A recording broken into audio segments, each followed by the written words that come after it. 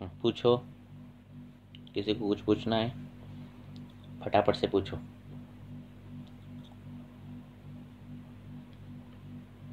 समझ में आ गया ऋतु के बारे में?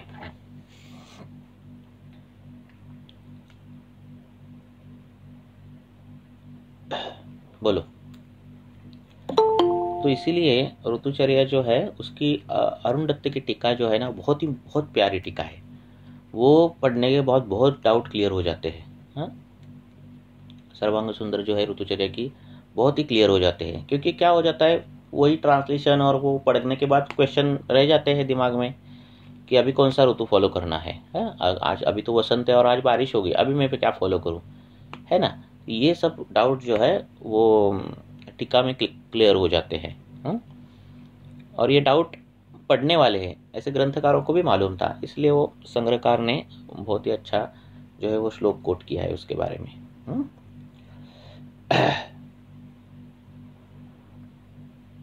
हाँ बोलो।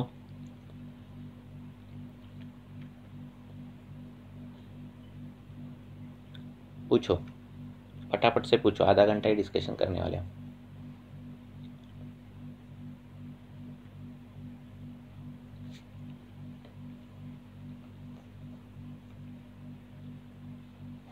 पूछो।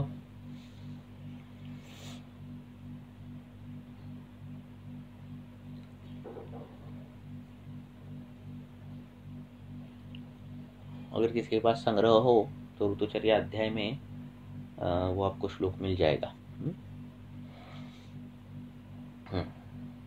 हाँ बोलो, किसी को कुछ पूछना है क्या? फटाफट फटाफट पूछो प्रश्न, तो ज़्यादा से ज़्यादा टॉपिक कवर कर पाऊँ।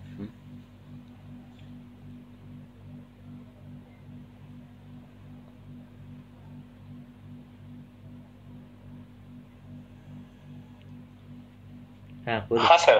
बोलो। सर अभी जो पेडियाट्रिक में हम औषध योजना कैसे कर सकते हैं? अभी जो काढ़ा है अरिस्टासो, ये कैसे यूज करना चाहिए? अवलेह समझो बनाओ, कफिंग है। अवलेह लेते हैं, शहद के साथ लेना है ना। शहद हाँ। ये बेस्ट अनुपान है, क्यों? क्योंकि वो योगवाहिता है। उसमें योगवाहिता मीन्स क्या, वो वमन के साथ उसका प्रयोग किया तो वो वामक हो जाता है, विरेचन के साथ प्रयोग किया तो वो विरेचन का कार्य करता है, ठीक है ना। वो कंठे के यस साथ यस। काम किया तो वो कंठे हो जाता है, ठीक है। उसका खुद का कुछ रोल नहीं रहता जब वो किसी के साथ रहता है। ओके हाँ, ओके। इसीलिए इसके लिए वो अरुण दत्त ने एक टीका लिखी है मधु के बारे में। हाँ, तो उसमें बहुत अच्छा लिया है कि ये योगवाही है, मतलब क्या है, वो उष्ण कब है, वो गुरु कब है, वो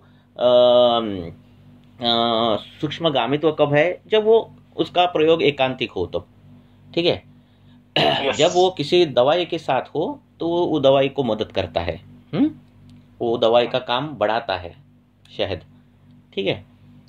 ओके तो इस प्रकार से जो है शहद के साथ देना, है ना। तो वो खुद का खुद ओके। नहीं रहता, योग वाहिता मीन्स वो खुद का खुद नहीं रहता, है ना। वो उसमें समा जाता है। हाँ, ऐसा होता है। ऐसा है, ठीक है। अगर ठीक है ठीक। शहद जो है वो वामक है। हाँ, वमनिका मीन्स अपनी जो मधुमक्खी है वो शहद चूसती है और वो उधर उल्टी करती है। हाँ, इसीलिए उसको वमनिका बोलते हैं मधुमक्खी को, क्योंकि वो उल्टी यस करती है इसलिए, ठीक है। ओके। तो इसलिए उसमें विष के अंश है, और विष का जो काम है वो क्या है, व्यवाही है। व्यवाही देहखिलम व्याप्यम, तो झट से शरीर में फैलना। हाँ, ये प्रॉपर्टी मधु में आ जाती है, यस। ठीक है। और फिर इसीलिए उसके साथ दी हुई दवाई जो है उसका योगवाहिता बढ़ती है, ठीक है, सूक्ष्मगामी हो जाती है। ऐसा है। और मधु कैसा लेना है, वरम श्रेष्ठम, जो पुराना है वो श्रेष्ठ है ना। मधु के बारे में ग्रंथों में बहुत अच्छा अच्छा उल्लेख है। हाँ, भ्रामर कौन सा है। हाँ, भ्रामर की मधुमक्खी जो अगर उसने काट दिया तो इंसान भी मर जाता है। हाँ, ठीक है ना। हाँ, फिर दूसरी बाकी की कौन सी है, उसके अलग अलग वर्णन है। शौद्र कौन सी है। हाँ, तो इस प्रकार के रहता है। पर अभी होता क्या है कि मधुमक्खी का पालन आ गया तो होता क्या है कि एक ही तरह के पुष्प जो लगाए जाते हैं और उससे ही वो मध चूसती है और वो उसको तैयार करती है ना। तो फिर लिमिटेशन आ जाते हैं, मीन्स पता कैसे चलेगा, क्योंकि विविध फूलों से लेते हैं वो, इसलिए वो मिक्स होता है और इसलिए वो प्रॉपर्टी आ जाती है मधु की, है ना। एक ही तरह के फूल से लेना, फिर जो फूल के गुणधर्म है उसमें उसका भी उसका वो गुणधर्मों का उसमें इन्फ्लुएंस होगा, है ना। तो थोड़े गुण कभी कभार अलग पड़ जाते हैं। ऐसा है। फिर भी मध कौन सा लेना, उसमें जो कुछ दिया है क्राइटेरिया, उस हिसाब से मध का परीक्षण करो और उस ऐसा मध जो है सिलेक्ट करके उस अनुपान से दे दो बच्चों में। लेहन संस्कार है, बच्चों को चाटन अच्छा लगता है ना।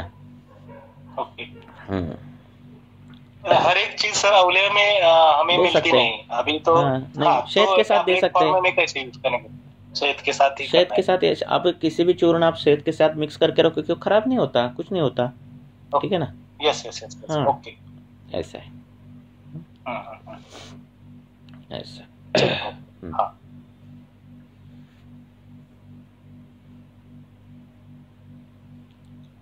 और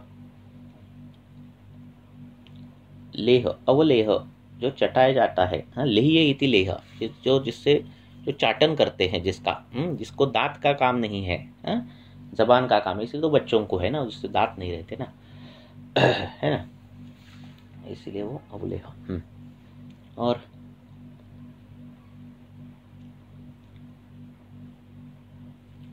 पूछो।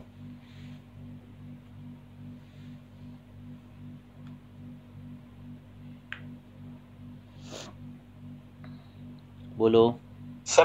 करंट सिनेरियो में 2 से ज्यादा भी टीथ म्हणजे दांत के ज्यादा बीमारियां फैलती है, तो उसमें गंडूच और कवल का कैसा रोल हो जाएगा सर? किसमें आती जो है? टूथ कैरीज रहते हैं, रूट कैनाल करना पड़ता है। हाँ, नहीं तो इसलिए कैसा तो है, कैसे करेंगे? उसके बहुत से ये हैं, टूथ कैरिंग क्या भी हो रहे हैं वो। एक तो जो पेस्ट है उसमें प्रॉब्लम है, दंत धावन जो है वो कड़ूरस से होना चाहिए, है ना, तिक्त रस से होना चाहिए, तो उससे नहीं हो रहा है ना। तो मुख शोधन ही नहीं हो रहा है, हम घर्षण कर रहे दंत, ठीक है ना, तो मुख शोधन होता ही नहीं। दांत का सिर्फ टार्टर निकालना, ये इतना ही क्राइटेरिया सामने रखा है। तो टार्टर दंत शर्करा बननी नहीं चाहिए, उसकी प्रकृति का विघात होना चाहिए, है ना। तो उसके लिए कफग्न द्रव्य चाहिए। अगर दंत शर्करा नहीं होनी चाहिए तो उसके लिए कफग्न द्रव्य चाहिए। तो कफग्न द्रव्य क्या है? कड़ूरस है ना, तीखा रस है और कड़ूरस है, तिक्त और कटु है, कषाय है, तो ये रस रहते ही नहीं है दंत मंजन में। तो फिर हम क्या करते हैं, हम दंत घर्षण सिर्फ टार्टर निकालते हैं, और जब टार्टर निकलने के बाद जो क्या होता है, दंत घर्षण होता है, दांत की एनेमल खराब होने लगता है। जो लेयर हार्ड है, स्ट्रांग है, जिसका काम है प्रोटेक्ट करना, वही लेयर हम घिसते हैं, है ना। और बाद में फिर क्या हो जाता है, ओपन हो जाती है। दूसरी बात, कफ का काम नहीं होता तो कृमियों के चांसेस ज्यादा रहते हैं। मुख ये कफ का अवयव है ना। रोज हम खाना खाने वाले, चबाने वाले हैं, है ना। जो बोला है कि कवल बोला है खाना खाने के बाद करना है, चुळा भरणे ज्याला म्हणतात, तर त्या 13 वेळा करायला सांगितले, 13 वेळा 32 वेळा अशा करायला सांगितलेत चुळा भरणे। आपण किती वेळा करतो? 1 वेळा, जास्तीत जास्त केले तर केले। म्हणजे इतक्या वेळा जर केल्यानंतर दंत शर्करा होण्याचे चान्सेसच पूर्ण नील होऊन जातात। दंत शर्करा होती नहीं। आप गार्गल अगर 16 बार करोगे, 32 बार करोगे तो होने के चांसेस ही नहीं रहते, उतना होता ही नहीं, है ना। हमारा फोकस रहा है कि दंत घिसना, कितना घिसना दांत, इस पर फोकस है, और इसीलिए फिर कफ पर काम ही नहीं होता। रोज कफ के व्याधि, रोज दंत शर्करा जमती है, रोज हम घिसते हैं दांत, जिसकी जरूरत ही नहीं है। कफ पर काम किया तो दंत शर्करा जमती नहीं एक्चुअली। आपने अगर देखा, आप देखो कि त्रिफला का या फिर नींब का आप दंत मंजन करो, और एक 10, 15, 20 दिन के बाद आप करोगे ना, तो कभी आपने दंत मंजन नहीं किया तो जो जमने वाला टार्टर है, वो जमता ही नहीं दूसरे तीसरे दिन। ठीक है ना। और ये कभी हमने किया ही नहीं है ना। तो वो फील ही नहीं आया हमें मालूम है कि सुबह उठने के बाद दंत घर्षण करना ही करना है। क्यों? क्योंकि टार्टर जमता है ना। टार्टर नहीं जमना चाहिए, और नहीं किए तो जमने चालू हो जाता है दंत शर्करा दो दांतों के बीच, क्योंकि इतना कफ का शोधन हुआ ही नहीं ना मुख का। तो निम्ब से त्रिफला से ये करोगे दंत जाओ तो ये चीज ही आती नहीं है, ऐसा है ना। हम रोज ऐसे ही मानकर चलते कि दंत शर्करा आ गई, उसको निकाल के स्क्रब करके ही निकालना है, घिस कर ही निकालना है।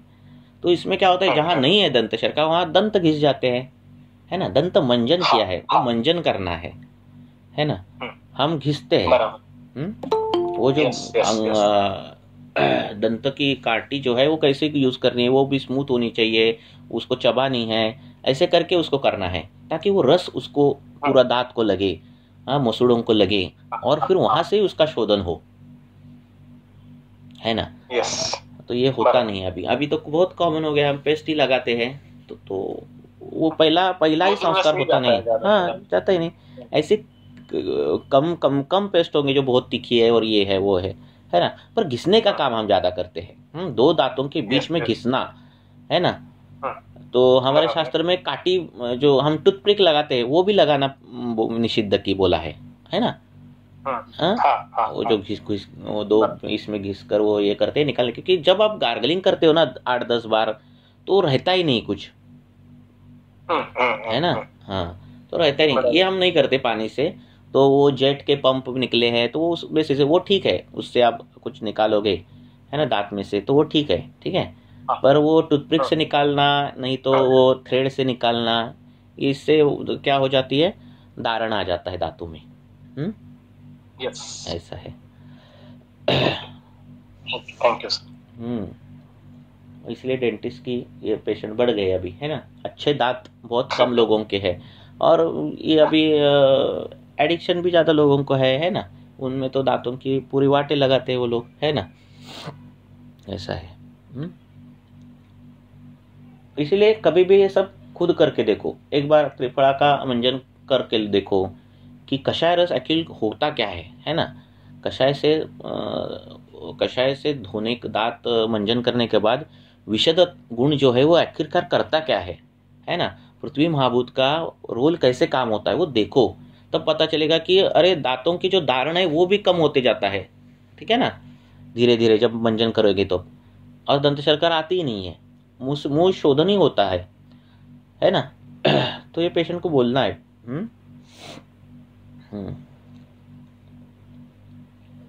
ऐसे। हाँ, और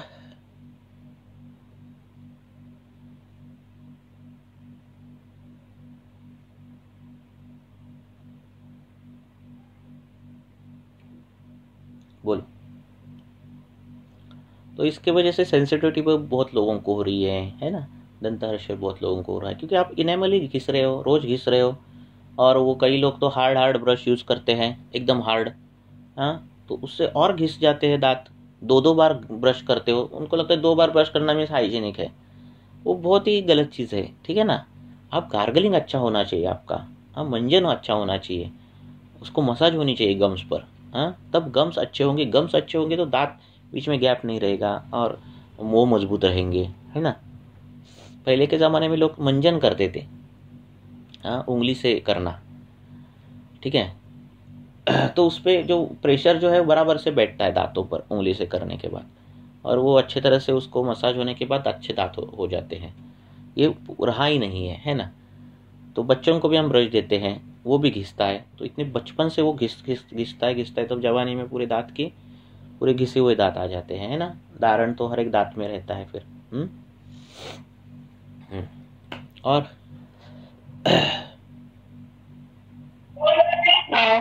दूसरी बात रहता है कि शुक्र धातु अच्छा होना चाहिए, दांत अच्छे है तो। शुक्र धातु जिसका अच्छा है उसके दांत अच्छे हैं। शुक्रसार पुरुष में आप देखोगे कि शिखरी दर्शन, उसका जो दांत है वो बहुत अच्छे रहते हैं। उसको वो जैसे अनार के दाने रहते उस प्रकार से, दाढ़िम के जैसे रहते उस प्रकार के दांत रहते हैं, ऐसा वर्णन है। तो आजकल के जो खान पान ये सब जो है वो शुक्र धातु पर बहुत इफेक्ट कर रहे हैं, है ना। एजिंग बढ़ रही है, 40 की उम्र में एजिंग आ गई है, तो 40 की उम्र के बाद दांत ये हो जाते हैं, उसमें दारण आ जाता है ना। तो ये भी एक फैक्ट, ये भी एक एंगल है दांतों की तरफ देखने का। हाँ, बोलो। सर, फैमिली में यानी बहुत सारे 60% लोगों में डायबिटीज है, तो बच्चों के लिए आहार में ऐसे कोई योग क्या बताना चाहिए? नहीं, आप जिसको डायबिटीज बोल रहे हैं तो कईयों को ग्रहणी होगा, कईयों को अजीर्ण होगा, कईयों को अलग अलग होगा। आप शुगर के अनुसार वो डायबिटीज देख रहे हैं। आप उसके और भी रिपोर्ट देखोगे तो कईयों में विटामिन डी कम होगा, कईयों में B12 कम होगा। खाली उसको आपने डिसीज नाम नहीं दिया, इसलिए आप उसको डायबिटीज पर ही ध्यान कर रहे हैं, है ना। कईयों में कैल्शियम डिफिशियंसी भी होगी, पर आप शुगर देख रहे हैं इसलिए आप डायबिटीज बोल रहे हैं, है ना। बराबर है ना। हाँ, ऐसे कहाँ है कि किसी को डायबिटीज हुआ है तो गारंटेड उसके पिताजी को भी डायबिटीज है और उसके पिताजी को नहीं है, ऐसा नहीं है, ठीक है ना। तो पहले तो ऐसे देखो ही मत कि है तो क्या करना, पहले तो दिनचर्या फॉलो करना, ऋतुचर्या फॉलो करना, ये सब चीजें करने के बाद ऐसा कुछ होने के चांसेस नहीं रहते, है ना। पहली बात। उसके बाद दूसरी बात रहती है कि जानबूझकर मेटफॉर्मिन लो या फिर दूसरा कोई बायोगोनाइड लो या फिर कोई भी मॉलिक्यूल ले लो, और वो अगर वो 20-20, 30-30 साल वो इंसान ले रहा है फिर उसके शरीर के धातुओं पर, शुक्र पर उसका प्रभाव रहेगा ही, है ना। तो कुछ विकृतियां आने की शक्यता भी ज़्यादा रहती है आगे के इसमें। अगर कंसीव करने के बाद वो कंसीव करने से पहले ही वो 10-10 साल मेटफॉर्मिन ले रहा है तो कुछ विकृति आ सकती है ना। और जो विकृति आएगी वो पैंक्रियाटिक इससे आ जाएगी, क्योंकि उसका मूल काम वहाँ ही है ना मेटफॉर्मिन का। तो बच्चे में जो आने वाला है वो सब आ सकती है विकृतियाँ। पर ऐसे मत देखो कि सब 5-6 लोग को है तो उसको उनको बाकी की भी चीज़ें हैं, आप उसको B12 पर नहीं डिफ्रेंशिएट कर ले, बाकी के लोगों को डी पर नहीं, विटामिन डी पर नहीं डिफ्रेंशिएट कर रहे किसी लोगों को, बाकी के लोगों को HB पर नहीं डिफ्रेंशिएट कर रहे, अब BSL पर ही डिफ्रेंशिएट कर रहे हो ना, तो ये भी गलत है ना। बराबर है कि नहीं। पुरुषम विक्षम का अर्थ है सभी विक्षम, HB विक्षम भी रहेगा, क्रिएटिन भी विक्षम रहेगा, HDL भी विक्षम रहेगा, ठीक है, ब्लड प्रेशर भी विक्षम रहेगा। और वो यो जानाति सो उत्तम भिषक, ये जिसको जानते हैं वो उत्तम भिषक है ना। तो विविधता सब में रहेगी। इस पर मॉडर्न के पैरामीटर में कैसे उन्होंने पैरामीटर निर्धारित किए हैं, फिर कभी कभार क्या हो जाता है वो पैरामीटर्स के ऊपर नीचे हो जाती है वैल्यू, कोई वैल्यू हो जाती है और फिर वो उनके हिसाब से रुग्ण होता है, और सिम्टोमेटिकली वो रुग्ण नहीं रहता। शरीर हमारा ऐसा बना है, कभी कभार एक आधी वैल्यू ऊपर गई तो कोई वैल्यू नीचे जाती है, वो कॉम्पेंसेट करती है। इतना एडवांस साइंस हुआ नहीं है कि अभी पता चले, ठीक है ना। शरीर कुछ तो कॉम्पेंसेट करता है कुछ कोई चीज़ों के लिए, ठीक है ना। तो उस प्रकार से जो है वो रहता है सब कुछ। इसलिए आयुर्वेद के हिसाब से देखो, पूरी फैमिली की दिनचर्या संतर्पण जन्य है तो आप बच्चे की दिनचर्या वैसे नहीं बना सकते, वैसे उसको बोल सकते कि तेरे फैमिली में सब ऐसे बैठकर व्यवसाय करते थे, तुझे व्यायाम करना पड़ेगा, ऐसे कर सकते हो आप, है ना। ऐसे कर सकते हो, ठीक है। कुछ गलत चीज़ें होंगी पूरी फैमिली में, नहाने से पहले खाना खाना, तो बच्चों में आप चेंज कर सकते हो, बराबर है ना। फैमिली में कुछ रात्रि जागरण ज़्यादा होगा तो आप बच्चों में वो चेंज कर सकते हो कि वो तू जागना नहीं चाहिए, क्योंकि बाकी लोगों को वात पित्त विकार हो रहे, तुझे अगर नहीं होने हैं तो तुझे तेरी दिनचर्या बदलनी पड़ेगी, वो आप कर सकते हो, ठीक है। Okay, thank you. ओके। और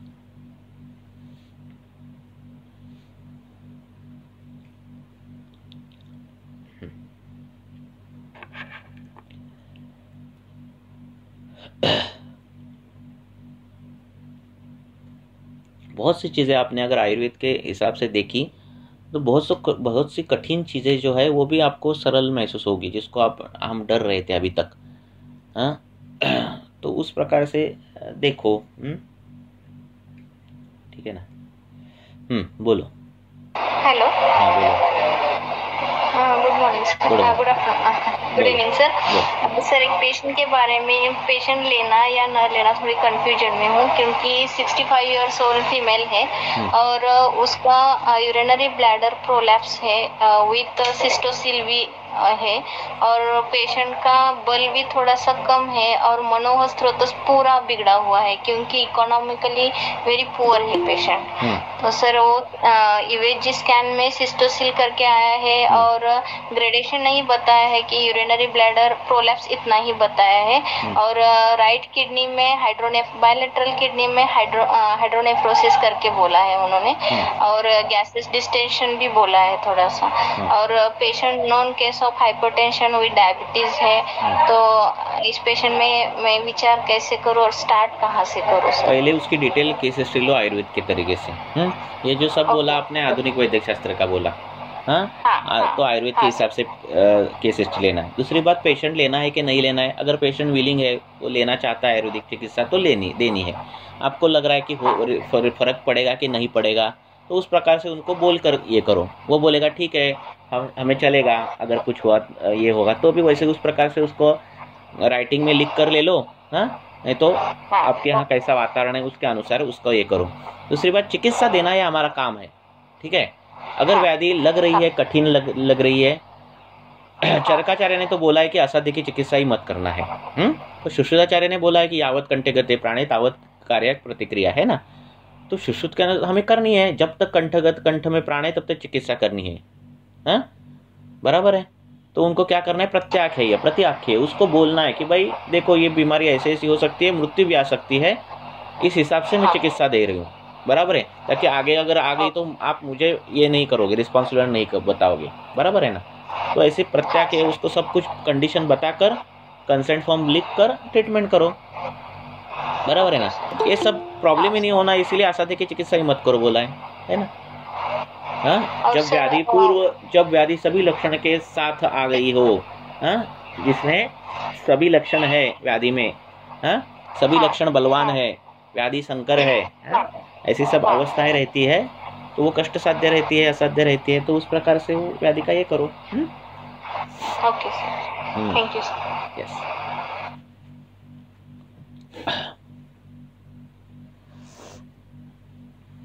और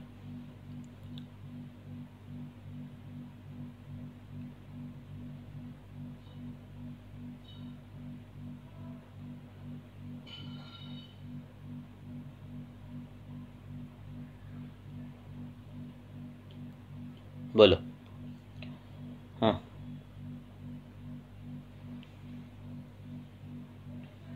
पूछो फटाफट, 15 मिनट है।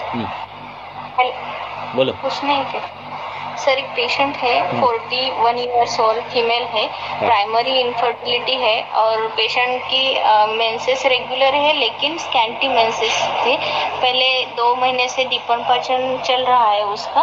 पिछले महीने सर मैंने उसको अपना ग्रंथिरज फॉर्मूला और ये जो करपास मूल तेल था वो सुबह दिया था रसायन काल में और ग्रहणी अच्छी हुई है उसकी, मलास्टम भी कम हुआ है सर पूरा।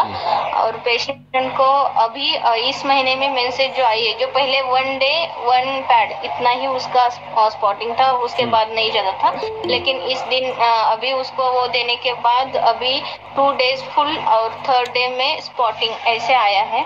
और पेशेंट का जो मॉडर्न मेडिसिन अनुसार हार्मोन स्टडी किया है उसमें FSH है वो 18 है और जो LH है वो 8 है, प्रोलैक्टिन 11 है सर और टेस्टोस्टेरोन भी उसका 58 है और ईस्ट्रोजन है वो 41 शायद 41 है और AMH 1.4 है पेशेंट का। लेकिन रस धातु और सर उसकी शयात्मक संप्राप्ति मुझे लग रही, क्योंकि मैंने परहेज तो दिया है उसको, लेकिन संतर्पण जन चिकित्सा करके ऐसा मैंने परहेज दिया है, लेकिन दूध वगैरह खाना, घी खाना मैंने बोला है, या अपना खजूर मंत्र लेना, मनुका लेने को बोला है या अंजीर वगैरह। तो सर पेशेंट जितना अच्छा तरीके से खाना चाहिए वो नहीं खाता, या घृत भी अच्छे तरीके से नहीं सेवन करता और खाने में तीखा ज्यादा पसंद करता है, कभी कभार अचार भी, तो वो मैंने बंद करने को कहा है पेशेंट को। लेकिन पहले से बहुत सुधार है उसमें।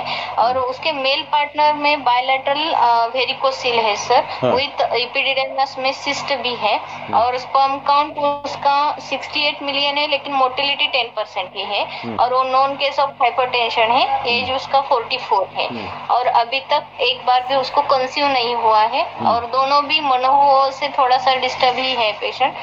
तो मेरे पास आए हैं अभी, इतनी मैंने उसका दीपन पाचन करवाया, लेकिन शोधन कर्म के लिए फीमेल का मैंने एक विरेचन, क्लासिकल विरेचन करवाया था पहले से दीपन के बाद। तो अभी मेल पार्टनर में स्टार्ट उसका भी विरेचन करवाओ। उसमें माने तो हम दोषों का कैसे विचार करें? मेल पार्टनर उसका भी विरेचन करो। कभी भी इनफर्टिलिटी आए ना, दोनों का विरेचन करना, शोधन करना है जरूरी है। जब जिसमें बोला है कि बहुदोषावस्था, उसमें ये वर्णन आता है, तो इसमें शोधन चिकित्सा करना बहुत ही अच्छा रहता है, पहली बात। दूसरी बात ऐसा है कि बहुत खाने के बाद, बहुत खाने वाले पेशेंट में संतर्पण ही होगा, ऐसा कुछ नहीं होता। ऐसा होता था तो राजयक्ष्मा में विरुद्धान्न सेवन जन्य राजयक्ष्मा क्यों आता है ना, बराबर है ना। तो श्रोतोरोध के कारण भी क्षय हो जाता है। ठीक है, सभी धातुओं को पोषक अंश नहीं मिलते और क्षय होता है, ऐसे भी होता है। तो ये भी पहले ध्यान में रखो। दूसरी बात है, स्त्रियों में जो है योनि विकार के कारण जो बताया है, उसमें पहला कारण क्या बताना चाहिए, उन्होंने योनि के बारे में बताना चाहिए ना कारण। पर पहला कारण उन्हें बताया कि विकृत अन्न खाना। क्या बोला है? अन्न, खराब अन्न खाना। विकृत में सभी आ जाते हैं, जो प्राकृत नहीं है वो विकृत है। तो इस अन्न से ये योनि विकार का कारण पहला बताया है। इसका मतलब रस खराब होने के बाद योनि विकार होने की शक्यताएं ज़्यादा रहती है। आजकल तो वो दिखता है, पीसीओडी से लेकर ये सभी चीज़ें जो दिखती है, उसके ये भी रीज़न है, क्योंकि बाहर का खाना, जंक फूड खाना, ये सब जो चीज़ें है, उससे ये भी हो जाता है। ठीक है। और दूसरी बात क्या बोला है? उसका मेल का, तो मेल का भी विरेचन करवाओ। हमें क्या चाहिए? हमें क्वालिटी और एक स्पर्म चाहिए रहता है, क्वालिटी रहती है। क्वांटिटी ज़्यादा जरूरत नहीं रहती। मुझे ये थोड़ा सा दिक्कत क्या विचार करें कि इपिडिडमिस में सिस्ट है और बायलैटरल वेरिकोसिल है, तो इसमें दोषों का विचार अभी माने कफ का अनुरोध वहाँ पे नहीं। सिस्टिक डेवलपमेंट जब आती है ना ग्रंथि, तो उसकी चिकित्सा विरेचन आती है, ठीक है ना। तो इसीलिए विरेचन करना है, क्योंकि हस्तमैथुन हुआ होगा, कुछ तो हुआ होगा कि वात की मूढ़ गति आ जाती है, और जहाँ क वैगुण्य है, जहाँ ये गति आ गई, वहाँ जाकर वो ग्रंथि उत्पन्न करता है। ग्रंथि उत्पन्न करता है तो वहाँ अवरोध आ जाता है। अवरोध अगर शुक्र व स्रोतस में आ गया तो शुक्र दृष्टि पैदा करता है ना। तो हमें पहले वो ग्रंथि की संप्राप्ति वात की जो है वो दूर करनी पड़ेगी। उसके लिए विरेचन चिकित्सा करनी अच्छी रहेगी, ठीक है ना। फिर बाद में देखो मोटिलिटी बढ़ती है क्या, ये देखो वो देखो। फिर बाकी की बाद में ट्रीटमेंट है, आप क्या करोगे? विरेचन के बाद हम फिर उसका ये अपना योग बस्ती निरू चला दे या दे सकते हो, बस्ती दे सकते हो। ठीक है सर, ठीक है, फीडबैक बताती हूँ सर। बाकी के लेवल कुछ देखने की जरूरत भी नहीं। कभी कभार क्या हो जाता है, कंफ्यूज हो जाता है। आपने देखे होंगे कि कितने कंसीव हुए हुए कपल्स के लेवल जो है वो ऐसे है कि वो बता ही नहीं सकते कि ये कंसीव हुए कैसे। ऐसे भी है। कई पीसीओडी वाली लड़कियां, पीसीओडी वाली लड़कियां रहती है कि वो कंसीव अच्छे खासे हो जाती है, बार बार हो जाती है, ठीक है ना। 2-2, 3-3 बच्चे पैदा कर देती है, पीसीओडी है फिर भी, ठीक है ना। और पीसीओडी सब कुछ होता है। तो ये सब डायरेक्टली प्रोपोर्शनल सब कुछ नहीं है। इतना इजी साइंस नहीं है ना। इतना इजी होता तो आईवीएफ और आईवीआई के रेट के बहुत ही हाई होते थे, है ना। क्योंकि आप शुक्र ले रहे हो, आर्तव ले रहे हो, बीजदिल ले रहे हो, फर्टिलाइज कर रहे हो, तो होनी चाहिए ना धारणा, तो होती नहीं, है ना। आत्मा का सहयोग होने वाला है, बड़ी घटना है वो, है ना। उस घटना के लिए बाकी के वो कर्म है, उसका भी अंतर्भाव रहता है, मानो या ना मानो पर रहता है ना। सर 42 इयर्स फीमेल है एक, और उसका मोनोपॉज हुआ है, और उसके बाद कैसे उसके एज के 25 इयर्स के बाद उसको मेंसेस इरेगुलर हुई आफ्टर मैरिज, तो उन्होंने हार्मोन पिल्स लेना चालू किया। पिछले 15 साल से जो मॉडर्न मेडिसिन ने उनको ट्रीट किया है, उन्होंने उनका लैप्रोस्कोपी 3 बार किया है, हिस्टोस्कोपी डायग्नोस्टिक 3 बार किया है, और एंडोमेट्रियल बायोप्सी करके टीबी पीसीआर पॉजिटिव आया तो उसका भी उन्होंने 6 मंथ्स मेडिसिन चलाया। लेकिन जब जब उनको मेंसेस का इशू आता था तब उन्होंने हार्मोन पिल्स देके ही उनको विड्रॉल सिम्टम ऐसे करके ही बताया, और उसका कारण सर पेशेंट को नॉर्मल मेंसेस कभी भी नहीं आई। और अभी पेशेंट 42 इयर्स का है, तो गायनेकोलॉजिस्ट ने उनको पिछले 3 महीने से जो अपना रहता है ओवरऑल जी वगैरह रहता है, डिफेस्टोन रहता है, वो देके उनका बोला कि फॉलिकल रिजर्व नहीं है तो अपना ईटी डेवलप करना चाहिए, इसीलिए हार्मोन पिल्स वगैरह सब इंजेक्टेबल देके उनका ईटी बढ़ाया सर 9 mm तक, और फिर आईवीएफ 3 बार किया गायनेकोलॉजिस्ट ने, तो वो कंसीव नहीं हुई सर। अभी मेरे पास पेशेंट इसलिए आया है कि मैं मेंटली तो डिस्टर्ब हुई, लेकिन शारीरिक दृष्टि से मैं अच्छी तरह फिट फाइन नहीं हो रही हूँ, तो कंसेप्शन की बात अलग, मुझे पूरा शुद्धि करना है।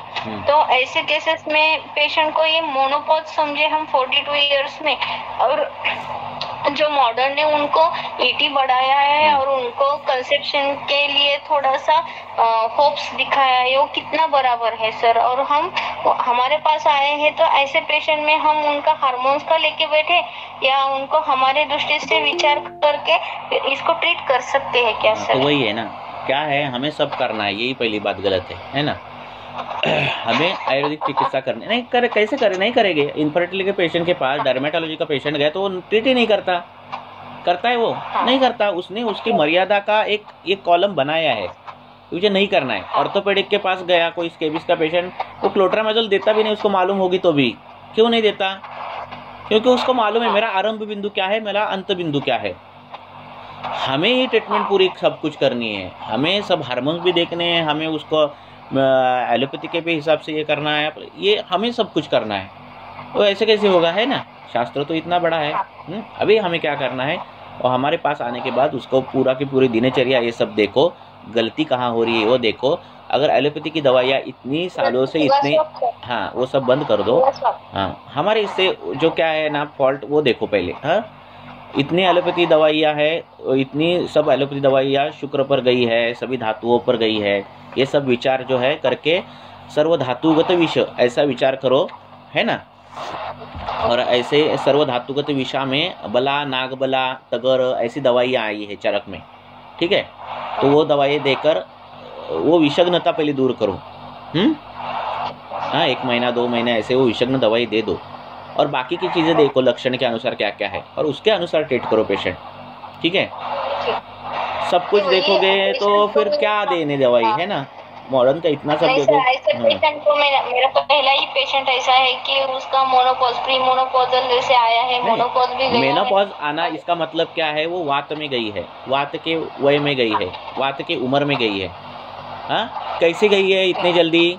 हाँ, इतनी जल्दी वात प्रकोप आ गया है, कैसे गई है? बूढ़ी हो गई है ना, बराबर है ना। तो ये सब चीज़ों का देखकर बूढ़ी कब हो जाएगा इंसान, जब वात प्रकोप आएगा तभी बूढ़ा होगा, है ना, बराबर है ना। हाँ, तो वात का विचार, विष का विचार, ये सब होना चाहिए, ठीक है ना। विष के कारण वात प्रकोप, ऐसे निदान करके चिकित्सा दे दो। हाँ, इतने सालों से लेकर हार्मोन्स की दवाइयाँ चल रही है, तो सर्वधातुगत विष ऐसा विचार करके दे दो। आपके विचारों का एक ये रहना चाहिए, ट्रैक रहना चाहिए, और उस पर काम करना चाहिए। बाकी ये सब देखोगे तो पूरा कन्फ्यूजन हो जाओगे, है ना। इतने हार्मोन्स और इतने क्या क्या है ना। देना या न देना हमारे पास सक्सेस होगी या ना होगी बाद में, लेकिन उसका विचार कैसे करें, विचार ही करना, विचार ही इम्पोर्टेंट रहता है। हाँ, द्रव्य इम्पोर्टेंट नहीं, विचार इम्पोर्टेंट रहता है। तो इसलिए विचार ऐसे करो। बाकी कुछ हम तो रिपोर्ट कुछ देखते ही नहीं। पहला आयुर्वेदिक के तो हिसाब से कुछ नहीं हो रहा है, ऐसे रेयर केस है तो बाकी की चीज़ें हैं, और पहला जो हमारा सिद्धांत है, पहला जो बेस है वो ये है, ठीक है ना। दोष धातु ये हमारा सिद्धांत है। दोष अच्छे है क्या, धातु क्या है, धातु पर क्या हुआ है क्या, कौन से हेतु व्याधिकर है क्या, कोई कॉमन हेतु है क्या, दोषकर हेतु कौन से है, हाँ ये ढूंढना हमारा काम है ना। क्या करेंगे हम टेस्टोस्टेरोन जान के, क्या फायदा ही नहीं है क्या जानकर, है ना। बराबर है ना, ऐसा। ठीक है सर, देखती हूँ। Thank you sir. ओके, ये इतनी डायरेक्टली प्रोपोर्शनल सब कुछ होता होगा तो बहुत सी ऐसे केसेस है जिनमें फीमेल हार्मोन सब ओके है, मेल हार्मोन्स ओके है, स्पर्म काउंट अच्छा है, मोटिलिटी अच्छी, फिर भी कंसीव नहीं होते। ऐसे कितने कपल्स है, कितने तो कपल्स है ना।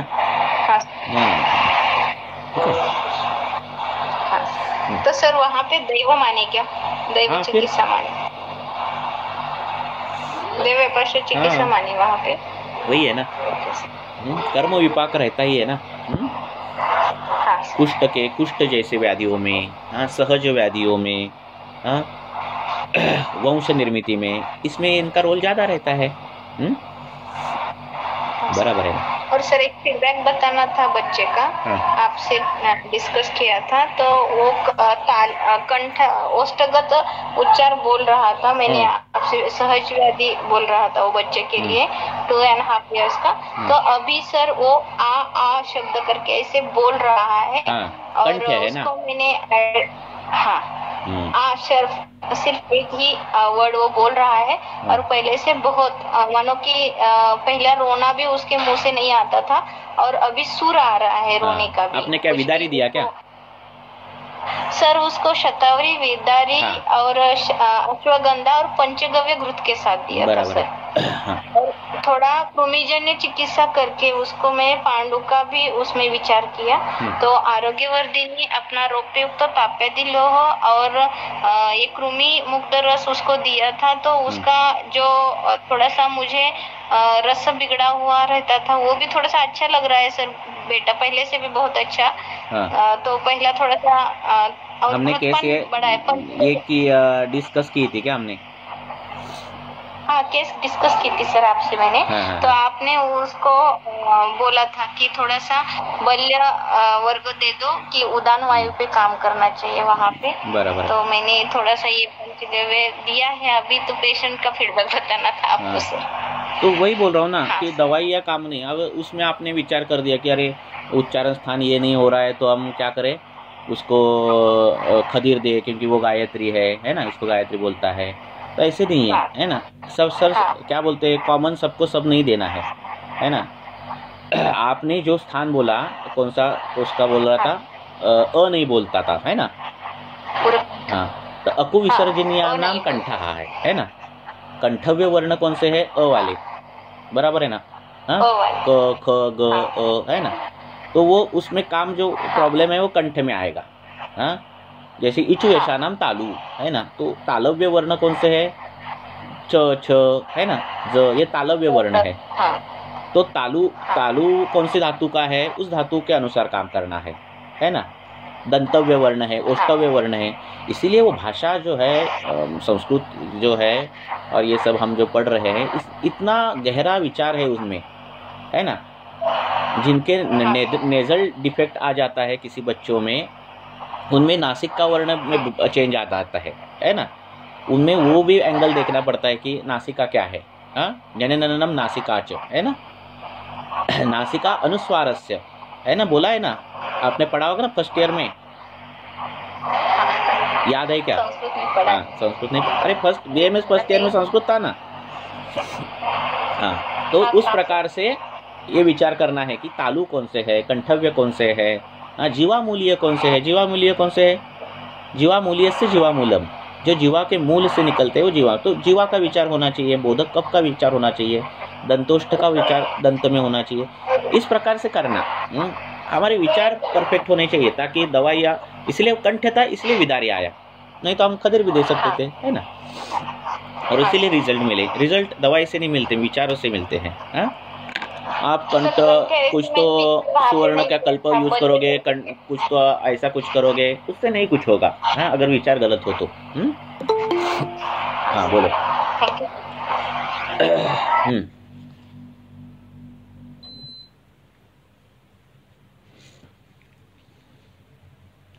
और चलो एक ही क्वेश्चन लेंगे और रुकेंगे।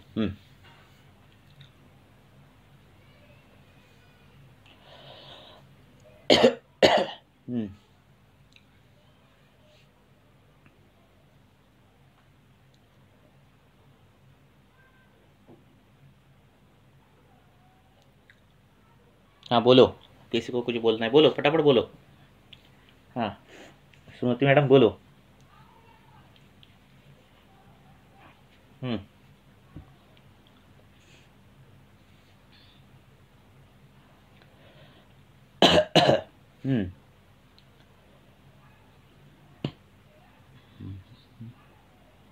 हो गए प्रश्न?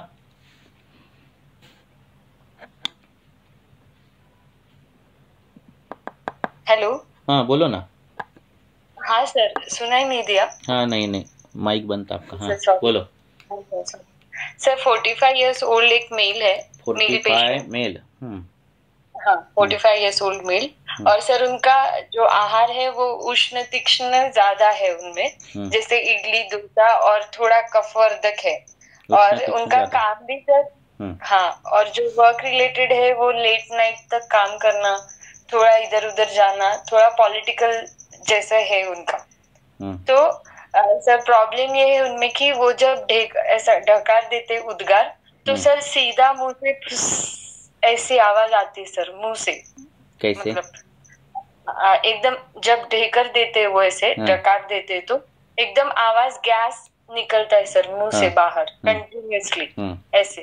पर बाकी ऐसे उनको कुछ भी प्रॉब्लम नहीं है, यही एक प्रॉब्लम है। बहुत दिनों से वो इसका टैबलेट ले रहे सर, मतलब मॉडर्न का, तो उनको कुछ रिलीफ नहीं हो रहा है और सीवियर एसिडिटी की तकलीफ है सर। तो है ना तकलीफ उनको सीवियर एसिडिटी की, तो उस पर काम करना है ना? हाँ सर। तो सर अभी हम सोचेंगे कि वात का अनुलोमन करना पड़ेगा। हाँ करना पड़ेगा। हाँ और सर उनको शमन देना पड़ेगा। ओके। तो सर अभी उसको आम्ल पित्त उनको दिख रहा है ना, उस प्रकार से देखो। हाँ। वो जागरण कर रहे हैं और ये क्या क्या बोला आपने, इडली बिडली खा रहे हैं ना। हाँ। ये आमाशय जो है वो चौक है। हाँ जैसे रास्ते निकलते हैं ना सभी के और बीच में चौक रहता है। हाँ तो ये चौक है। अब इस चौक में अगर आप कूड़ा कचरा डाल दोगे तो क्या होगा? जो सड़ने वाला कूड़ा कचरा है वहां सड़ जाएगा, जो पेपर जैसा कचरा है वो उधर सड़ेगा नहीं, पर इधर से उधर वायु के गति से इधर के उधर दूसरे दूसरे धातुओं में जाएगा, कोई दूसरे गली में जाएगा, कोई दूसरे गांव में जाएगा, आपको पता भी नहीं चलेगा कि ये यहाँ का कचरा है ना। कई कचरा होगा वहाँ ये एब्सॉर्ब होगा आमाशय में और वहाँ की व्याधि निर्माण करेगा। उसी जमीन में वो कचरा सड़ेगा, वो जमीन बहुत बास मारेगी। बरोबर है? हाँ सर। तो ये ऐसा अपना है, पड़ेगा पहले चौक में ही पड़ेगा कचरा। तो पहला काम हमें करना है वो चौक पे जो कचरा डाल रहे हैं ना वो पहले बंद करना चाहिए, पहली ट्रीटमेंट। बराबर है? नहीं तो आप कितने बार भी चौक साफ करो, कचरा डालने वाले लोग बराबर है वहाँ पे। हाँ तो ये बेसिक ट्रीटमेंट ये क्यों बोली है, इसका कारण ये है, इसलिए वो चौक का उदाहरण दिया है। क्योंकि आप कितना भी साफ करो चौक, रोज अगर वहाँ कचरा ही डालने वाले तो क्या होने वाला है, वही होने वाला है। दूसरी बात, कचरा डालना बंद हो गया, फिर हमें काम क्या करना है, इसीलिए आमाशय शुद्धि बार बार आई है, वमन आया है, बार बार वमन आया है, आमाशय शुद्धि आती है बार बार। आमाशय का उल्लंघन ये किसकी चिकित्सा है? आमाशय की चिकित्सा है ना। क्यों आया? पहले चौक साफ करो, फिर चौक साफ हो गया, अब देखो फिर कहाँ सड़ा है, कहाँ गया है, किस गली में गया है, उसी गली में क्यों जा रहा है, ये सब ढूंढना फिर हमारा बाद में काम है। बराबर है ना। इसीलिए पहला ये होना ही चाहिए।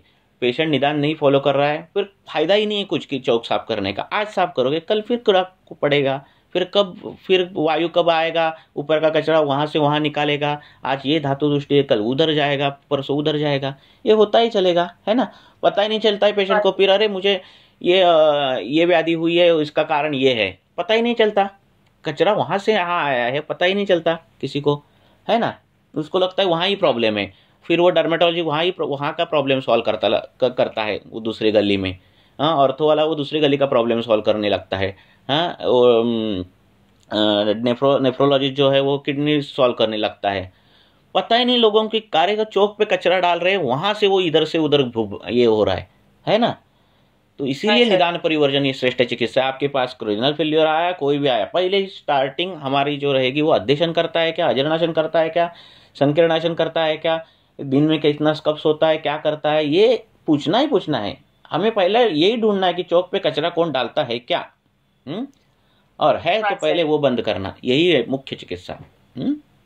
ये नहीं सॉल्व करोगे तो कोई नहीं, कुछ भी वसंत कल्प लाओ, सुवर्ण सूत लाओ, क्या फायदा है ना, कितनी भी घंटा गाड़ियां लाए, वो क्या आज का एकदम अच्छा कचरा साफ करेगी हर गली में जाकर, बराबर है ना, सुवर्ण की गाड़ी दूसरे दिन कचरा डालने वाला है ना, वो फिर क्या करेगी, बराबर है ना।